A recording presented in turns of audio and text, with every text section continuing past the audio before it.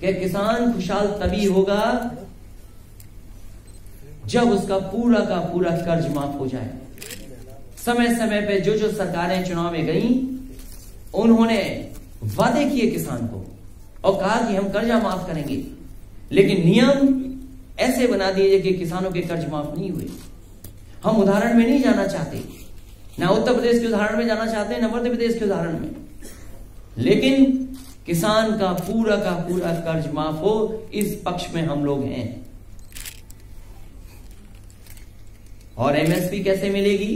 मुझे याद है कि बीजेपी की सरकार के मुखिया यहीं पर आकर के कहा कि एमएसपी मिलेगा हर फसल का, लेकिन किसी फसल का एमएसपी नहीं मिल रहा, और कहां मिलेगा वो आज तक भारतीय जनता पार्टी ने नहीं बताया। नेशनल सिक्योरिटी पे बात है हमारी कि नेशनल सिक्योरिटी पे हम क्या करना चाहते हैं, इंटरनल सिक्योरिटी पे हम क्या क्या किए हैं, हमें क्लीन एयर कैसे मिलेगी, जमीन कैसे हमारी साफ रहेगी, नदियां कैसे साफ होंगी, और बिना महिलाओं को बराबरी का सम्मान दिए हम आधा अधूरा विकास समझेंगे। इसलिए हमारी बेटियों को, बहनों को और महिलाओं को बराबर का सम्मान मिले, तभी जाकर के हमारा समाज और देश खुशहाल होगा। अध्यक्ष जी, सवाल ये है कि पीएम मोदी ने अब से कुछ देर पहले एक जनसभा में कहा है कि जब आप लोगों की सरकार होती थी, आपका भी नाम लिया है, मायावती जी का नाम लिया है, तो आतंकियों के खिलाफ कार्रवाई आप लोग नहीं करते थे, और अब देखिए चौकीदार तैनात है देश में, कश्मीर को छोड़ के कहीं भी धमाके नहीं हो रहे। अरे जो सवाल आपने पूछा है, बीजेपी के लोग ये बता दे, लोकसभा में हम भी थे, जिस पर उंगली उठा रहे हैं, जिस आतंकवादी पर आप सब सवाल खड़े कर रहे हैं, और आतंकवादी है वो, अगर दुनिया में उसकी पहचान है, तो आप उसको घोषित क्यों नहीं करा पाए हैं? आप चीन के दबाव में क्यों आ रहे हैं? आपका डिप्लोमेसी क्यों फेल हो रही है?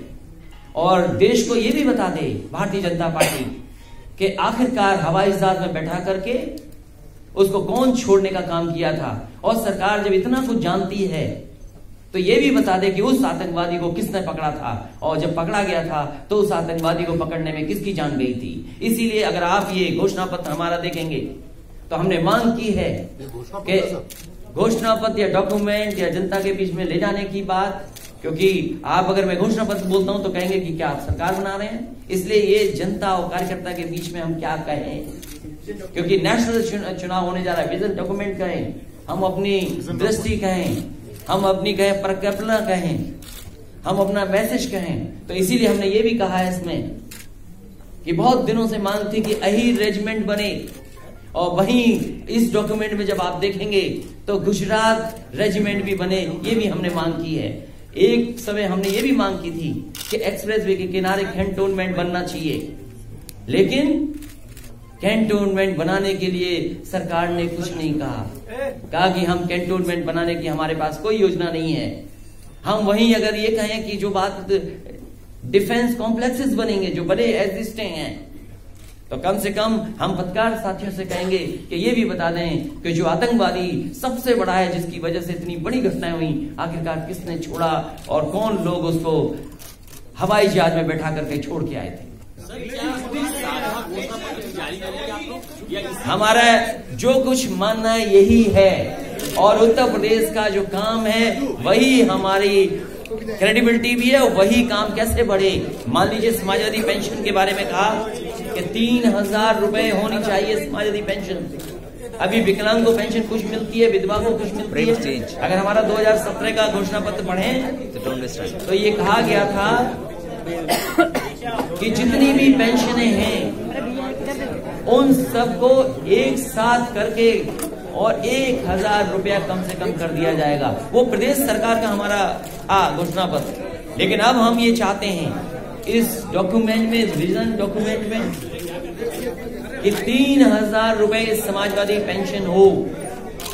अभी विकलांग को कुछ देती है केंद्र सरकार, विधवा को कुछ देती है, और अगर हम ग्राम सभा के स्तर पर देखें नौकरी करने वाले, आप चौकीदार की बात करते हो, तमाम चौकीदार सरकारी नौकरी मांग रहे हैं, वो आपने कभी नहीं उठाया सवाल।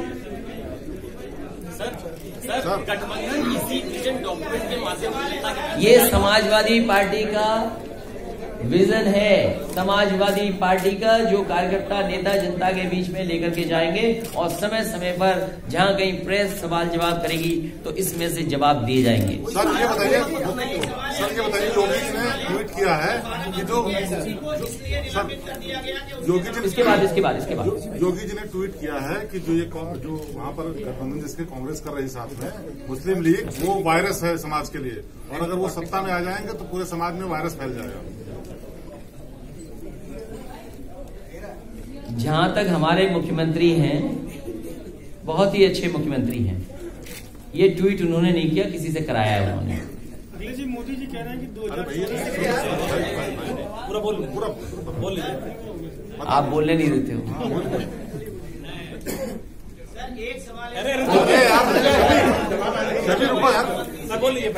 देखिए, पुलिस के ऊपर क्वेश्चन बहुत लगे हैं और पुलिस का मनोबल जितना गिरा सकती थी ये सरकार ने गिराया है। जहां आप एक पुलिस पर अधिकारी पे आरोप जो साबित हुआ है कि पैसे का लेन देन है, ये बड़े पैमाने पे पुलिस कर रही है और बड़े स्तर पे हो रहा है, ये आपको भी जानकारी है। वहीं हम ये कहना चाहते हैं, बताओ एक पुलिस की कांस्टेबल महिला पर एसिड अटैक हो जाए, उस पे नहीं बोलेंगे हमारे प्रदेश के मुख्यमंत्री और देश के लोग, किस पे बोलना चाहते हैं? और मथुरा में बताइए एसिड अटैक, पुलिस क्या कर रही थी और पुलिस के ऊपर है एसिड अटैक। और यही नहीं, लखनऊ में नहीं पता आपको, पुलिस ही डकैत बन गई थी।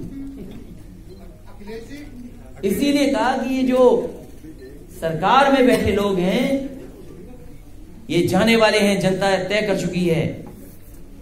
इन्होंने जनता को बहुत धोखा दिया है, किसानों को बहुत धोखा दिया है। मोदी जी तो कह रहे हैं 2014 से बड़ी लहर चली। जी मोदी जी कह रहे हैं 2014 ज्यादा लहर। कांग्रेस के जो पिछली सरकार थी ऑगस्टा वेस्टलैंड वाला, उसमें ईडी ने चार्जशीट फाइल की है। उसमें एपी का मतलब अहमद पटेल और एफएम का मतलब फैमिली ये लिखा है और ये कहा है कि इसका मतलब गांधी फैमिली सीधे इसमें इम्प्लीकेट कर रही है। उन सवालों का चुनाव में जनता जवाब देगी। राफेल पे भी जवाब होगा तो जनता जवाब देगी। सवाल ये है कि हमारे किसान को क्या मिला है। उनकी बोरी से चोरी हो गई, 5 किलो खाद चोरी हो गई। उस सरकार से क्या उम्मीद करोगे आप? और एक सरकार जो अपने वादे के खिलाफ काम करती हो। सरकार कोशिश करती है कि कुछ वादा पूरा कर दें, लेकिन ये पहली सरकार है जो अपने वादे के खिलाफ काम करती है। कहा तो था कि नौकरी देंगे करोड़ों नौजवानों को, वहीं ऐसे फैसले लिए हैं कि जिससे नौकरियां ही नहीं मिली हैं, रोजगार समाप्त हो गए। पैसे देने की बात थी, पैसे छीन लिए। सर, भाजपा का कहना यह है कि लखनऊ से समाजवादी पार्टी कैंडिडेट डिसाइड नहीं कर पा रही है। क्या इसके पीछे ये माना, मतलब ये उनका कहना यह है कि वो तय नहीं कर पा रहे हैं आखिर किसको खड़ा है? वैसे मौसम तो इस बात का है कि 2 चुनाव लड़े जाए। एक व्यक्ति 2 चुनाव भी लड़ सकता है। सर अपने लिए कह रहे हैं क्या? आडवाणी जी सब बात में जुड़े, देश पहले है। आडवाणी जी ने लिखा है देश पहले है। उन्होंने आप चिंतन की बात कही है बीजेपी, वो हमें नहीं बता रहे हैं, भारतीय जनता पार्टी को बता रहे हैं। सर ये योगी जी ने ट्वीट किया है। सर सुनिए, बताइए जो कैसे चलेगा, बताइए ना आप। योगी जी वाले को जवाब दीजिए। उन्होंने जो बोला है मुस्लिम लीग को वायरस बोला, ये इतनी बड़ी चीज है और आप वायरस के चक्कर में पड़े हुए हो। इसको चलाएंगे, लेकिन 2 लाइन बोल दिए। उन्होंने बाकायदा कहा है मुस्लिम लीग वायरस है, समाज में फैल रहा है। देखिए, भारतीय जनता पार्टी पर कोई काम बताने को नहीं है। अगर काम उन पर होता तो वो जनता को काम बताते। वैसे तो प्रधानमंत्री जी जर्मनी में जाकर ये कहते हैं कि हमारे और आपके जीन्स एक हैं, क्या नहीं कहते? और जब इनकी सरकार की बात आती है तो सवाल हमसे ही खड़ा कर देते हैं, और जब सरकार बन जाती है तो मुख्यमंत्री आवास को गंगा जल से धुलवाते हैं। ये जो मुख्यमंत्री हैं जो वायरस की बात करते हैं, इन्हें कुछ पता ही नहीं है। अभी अभी कुछ दिल्ली में कॉन्फ्रेंस हुई थी, कल ही कॉन्फ्रेंस हुई है कोई, और वो ये कह रही है कॉन्फ्रेंस में नतीजा ये निकला कि ज्ञान और विज्ञान, साइंस एंड टेक्नोलॉजी हमारे समाज और देश को आगे ले जाएगा। इनके लोग टेस्ट ट्यूब बेबी पे बात कर रहे थे। इन्हें कोई जानकारी नहीं है, ये केवल जनता को धोखा देना चाहते हैं। और अगर इन्हें जानकारी होती तो अभी तक तो उत्तर प्रदेश में लैपटॉप बिल्ट बन गया होता।